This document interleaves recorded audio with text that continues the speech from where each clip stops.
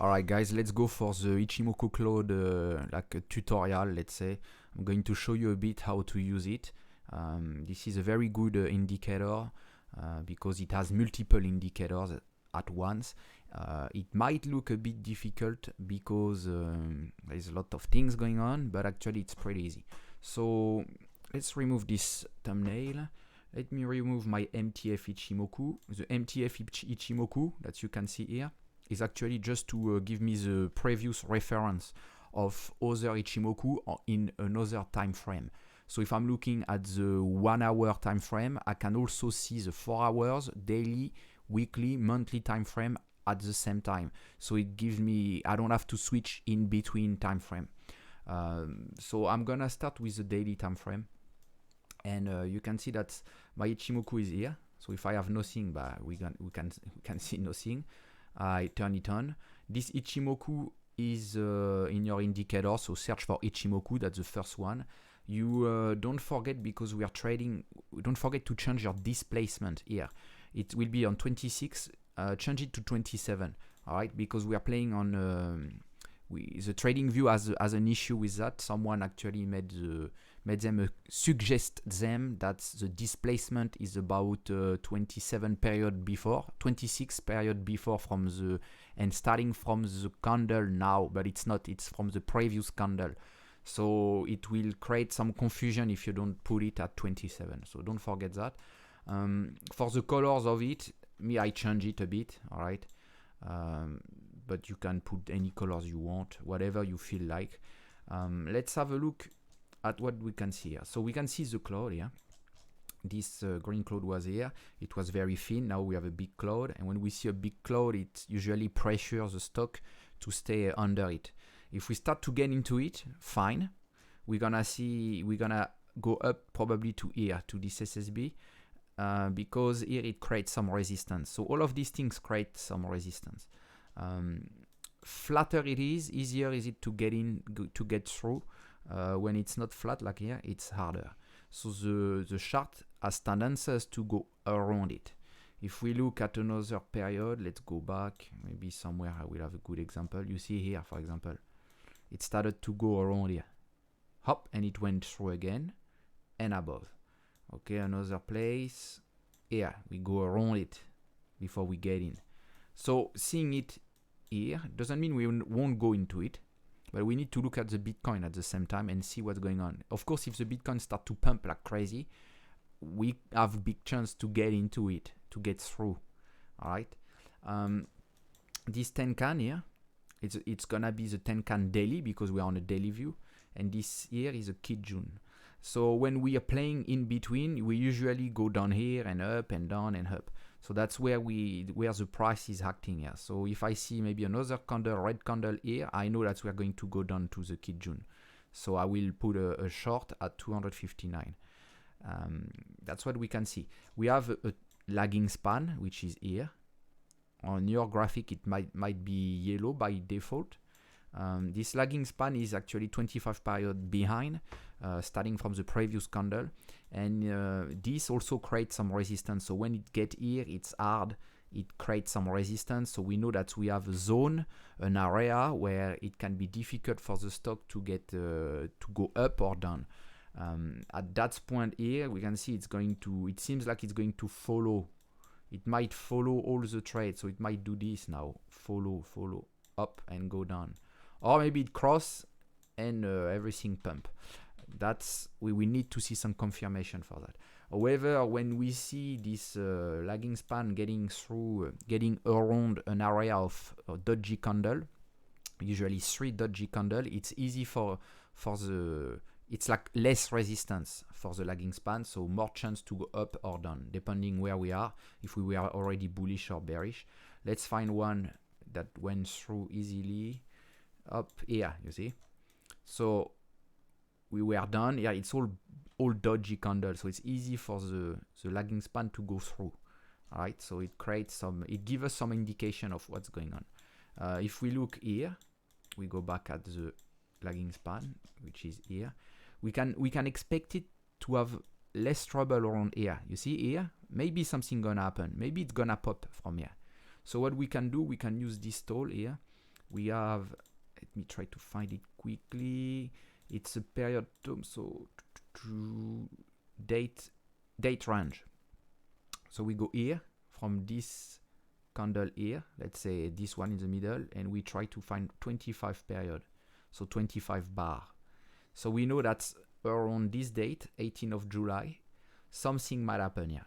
It might pop or down. So maybe our trade will be here already, or will be done here, because we have a resistance here as well. You see here, maybe it will be done here, and up our lagging span will start to go up, and we're gonna go up to the cloud. Maybe not above it, but at least to the cloud. So that's how we can look at these things. We can look now at 4 hours time frame, and you will see that now I don't see my daily Tenkan and Kijun, and that's actually sad because it's very useful. So I have it here on my MTF. Here in my input, I've got my I've got the 1 hour time frame, I've got the 4 hour, the one we are looking at now, I got the 1 week, and the daily. So let me remove all of the one that we don't want to see right now. So I'm gonna keep the daily. I remove the second inches, the 1 hour, and I do OK, and now I show it. So here we can see our cloud. It's our cloud here. All right, that's what we saw before. And we have our Kijun daily and Tenkan daily. And we can see now, it gives us another indication. You can see that's on our cloud. This cloud is the 4 hours cloud. We can see that the bottom of it, the SSB here, is going to be a resistance as well. And we almost touch it earlier. You see, we touch it almost here.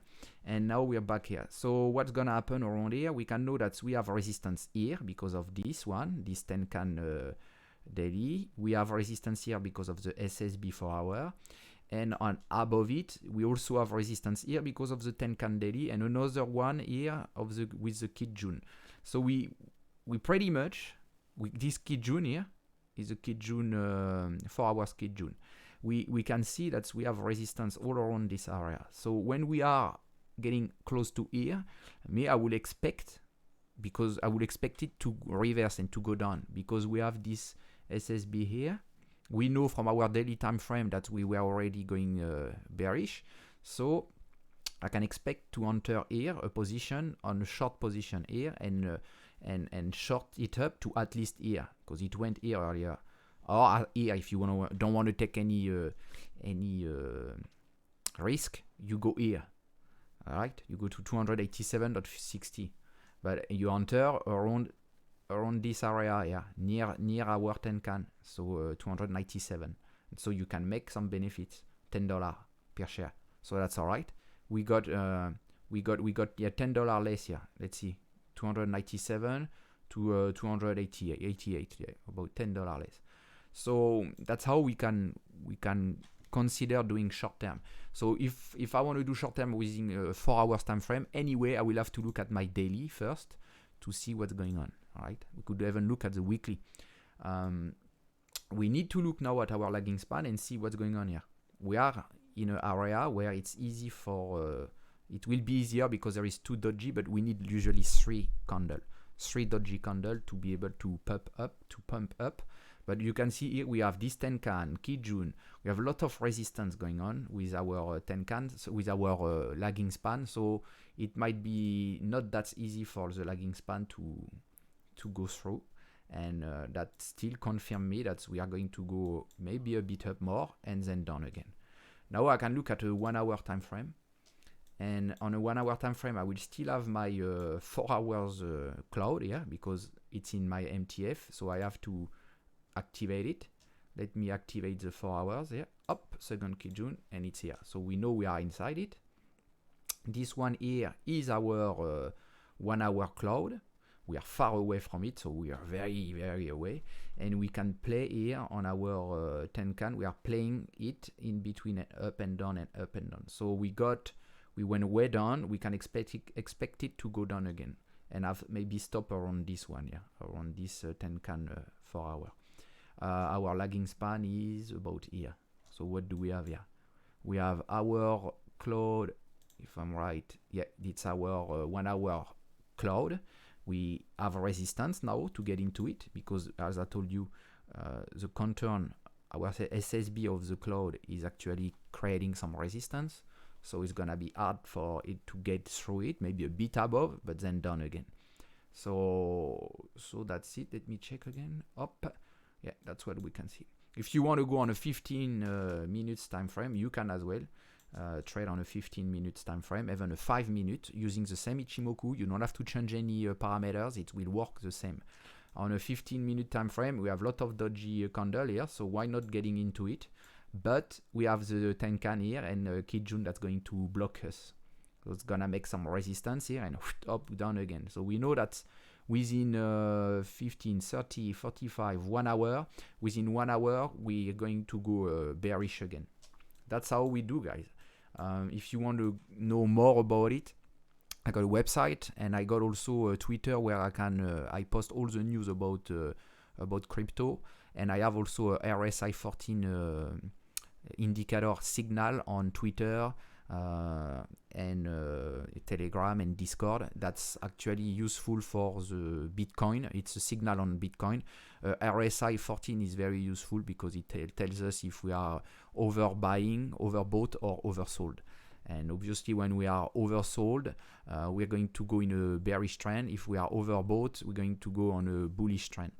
If we oversold, we're going down, etc. So I got also Twitter, where I have on Twitter, Telegram, and Discord, like I told you, where I have all the news about crypto that comes from multiple good source websites.